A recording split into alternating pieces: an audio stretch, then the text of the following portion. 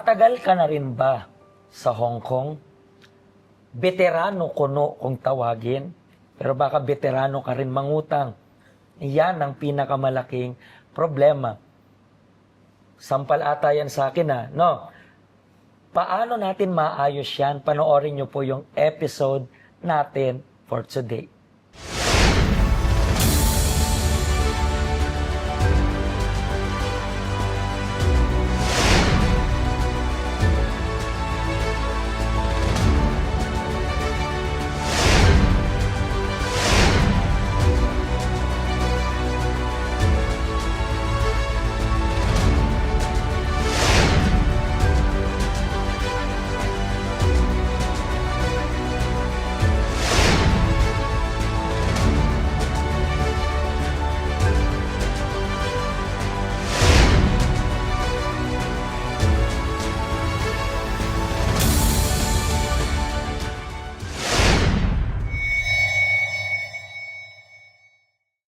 At nandito po tayo ngayon at meron tayong special guest. Ano pong pangalan ninyo?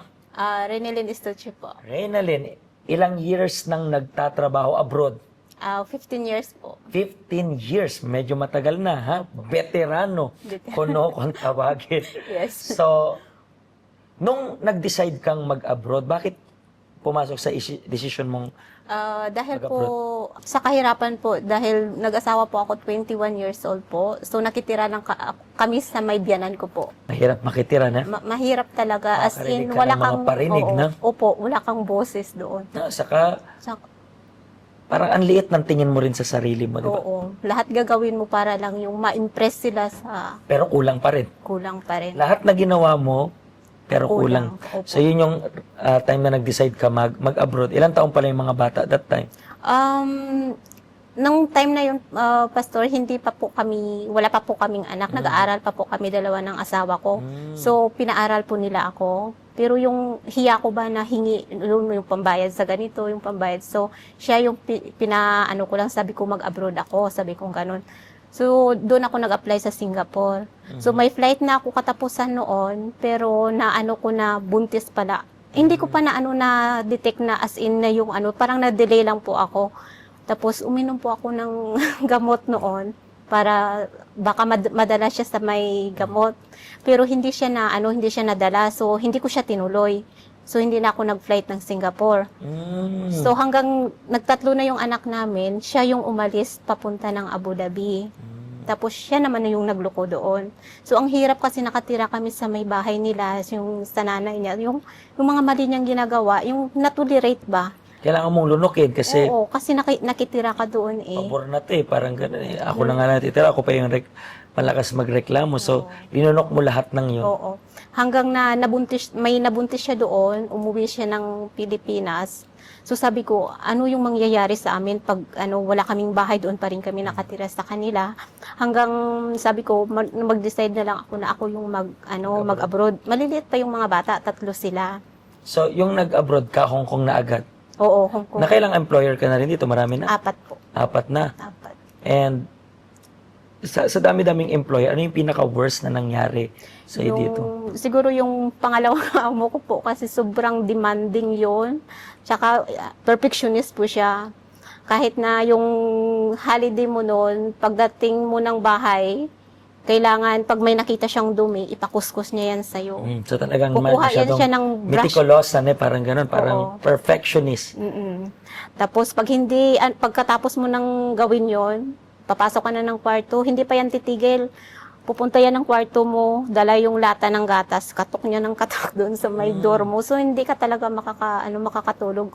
Yung employer mo ngayon, ito yung pinakamatagal mo so far. Opo, yung pang-4 po. Ito, pa ilang taong ka na sa kanya? Magna 9 years. 9 years, tagal. Opo. So, ano naman yung pinaka-worst na naging experience mo dito? Yun nga yung tinulungan niya ako ng amo ko magpatayo ng bahay. Pero kasi malapit 1 milyon yung pinahiram nila sa akin para lang pagawa ng bahay. Tapos yung bahay sobrang laki kasi. Yung hindi ko siya in-expect na ganun yung kalabasan kasi gumawa lang ako ng drawing, pinasa ko doon sa may architect. Tapos yung ginawa ng architect, doble yung sa 300 square meter, parang inubos na, inoccupy yung buong lupa. Oo po. So, mahal yung binayad ko doon. Tapos, so, napasubo na ako.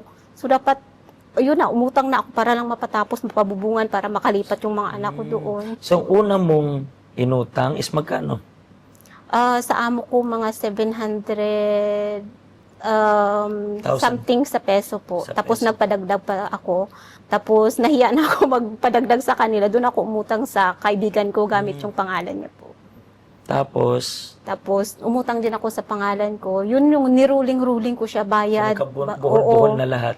Oo, So, tapos, naging magkano rin yung total na utang mo yan? Laki. sobrang milyon, Pastor. Sobrang milyon. Kasi mayroon pa ko kay amo. Mhm. So, ang bigat niyan, di ba? Oo, kaya Kasi yung pangarap mong bahay. Pero, sa lahat ng ito, paano ka naman na-scam? yun nga, yung sa online na Kasi gusto mo rin makapagbayad agad. gusto ko rin. Kasi ayoko din na madama yung kaibigan ko sa amo niya na mapadalan siya ng sulat. So, gumawa din ako ng paraan para mabayaran siya.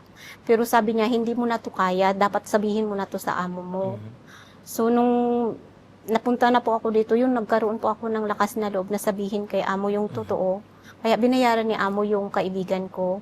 Tapos binayaran niya yung bangko ko para sa kanya na lang po ako magbabayad. Kasi ayaw niya na, di ba? Oo. Parang may gulo pa. Tsaka yung naano lang ako na sabi niya na may tiwala kami sa iyo. So, Doon ako siraan grabe yung sana, no? grabe yung hiya ko doon sa kanya. Kaya yun ang nag-sorry ako. Pero bago po yung sabihin, yun talaga ako, nag-pray talaga ako na kung ano man mangyari, kagustuhan ng Diyos. So, paano mo napuntahan tong health center? Dahil yung time na yun, grabe yung hanap ko ng pera para lang makabayad. Nag-online selling po ako sa Central. Yung nagpapa-order ako, tapos ipipick up nila doon sa may Central. Nakaupo lang kami doon sa may Central Station. Tapos, yun, yung parang nakita ko yung sarili ko, hindi ako dapat ganito. Umiiyak po ako, sabi ko, ayoko ng ganitong buhay. Tapos, parang grabe yung bigat. Tapos, yun yung customer ko sa online, yun yung nag-invite sa akin. Tapos, ang tagal niya pa kinuha kasi yung order niya sa akin. Kaya nagalit ako sa kanya. Sabi ko, karga-karga ko tong order mo. Dala ko, kasi malayo yung bahay namin. Karga-karga ko yung order mo. Tapos, hindi mo pa kinuha. Tapos, nagalit ako sa kanya. Tapos, yun nung pinakuha niya doon sa kaibigan niya. Tapos, in-invite niya ako nung pagka next Sunday. Tapos, pumunta ako na... Pumunta ka? Pumunta ako. Nainis ka pero pumunta ka pa rin. Oo. Pero bakit nag-decide kang pumunta? Yung parang may bumubulong sa akin, pumunta ka. So, tinry mo lang talaga? Tinry ko lang. So, gaano ka na rin katagal dito sa health center? 9 months. 9 months pa lang. Opo. Pero within 9 months na to, ano na yung naitulong nitong health center sa'yo? Malaki po, Pastor, kasi dito, nakokontrol ko na yung sarili ko ba? Kasi dati nagpapanik attack ako eh. Kasi pag nakarinig ako ng ring sa telepono ko, Kabado na. oo, kabado ako. Yung parang, ay, baka yung maniningil na sa akin ba, yung ganun. Tapos, may time pa yan na may kakatok sa may bahay. Yung sulat pala ni amo yun na magsasign ka doon. Tinitingnan ko muna yan sa may pintuan kung sino ba yun. So talagang Grabe yung kinig depressed, ko. panic attack, anxiety. Pero dahil sa health center, Dito, natutunan ko mga yung emotion ko. Tapos, set aside, di ba? Parang gano'n. So ngayon, even though 9 months ka pa lang, nakita ka na ng changes sa loob mo. yes po. At ito rin po siguro yung nangyayari sa inyo. Merong mga panic attack, nade-depress ka, insomnia, magulo yung isip mo. Yung health center ay tahanan ng OFWs na maraming pinagdadaanan. Kailangan mo lang po humingi ng tulong. Siguro ilang beses, lagi mong sinusubaybayan to. Never ka pang nag-visit. Sinusubaybayan mo lang, pero sinasabi na rin sa'yo, pumunta ka, itry mo lang. Wala naman mawawala. Katulad niya, nagkaroon siya ng lakas ng loob sabihin doon sa amo niya na may utang ako. And then, I believe inipo ng Diyos yung amo niya na, okay, let's settle everything, di ba? So, ngayon, mas maluwag na sa kalooban niya. Sige, sinasabi, hindi, yung amo ko iba. Yeah, pero ang problema is yung nasa loob eh.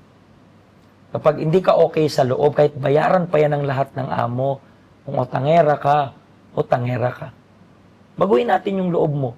Kapag nabago yung loob mo, mababago yung panlabas. Kung gusto mo ng pagbabagong sa loob, visit yung health center natin. Hindi to about religion, it's about ikaw, buhay mo. Yan yung ita-target natin. Maraming salamat po sa special guest natin. I Salamat believe po. marami na inspired sa story mo. Sa next episode, abangan nyo po ulit yung totoong kwento ng mga OFWs. Pagpalain po kayo ng Diyos. Hello, ako po si Pastor Joshua dito po sa UCKJ Help Center dito po sa Hong Kong. At yung mga napanood nyo pong testimony ay mga testimony ng mga OFW dito sa Hong Kong. Pero I believe makaka-relate rin naman kahit nasaan po kayong bansa. Basta OFW. Ang Help Center po natin ay walang pinipiling religion. Base na rin po sa name, Help Center. Kung kailangan nyo po ng karagdagang information, nandito lang po sa baba lahat ng information na kailangan ninyo. Kontakin nyo lang po kami at magiging masaya po kami na matulungan ka, ma-assist ka, nasaan man po kayong bansa. Pagpalain po kayo ng Diyos.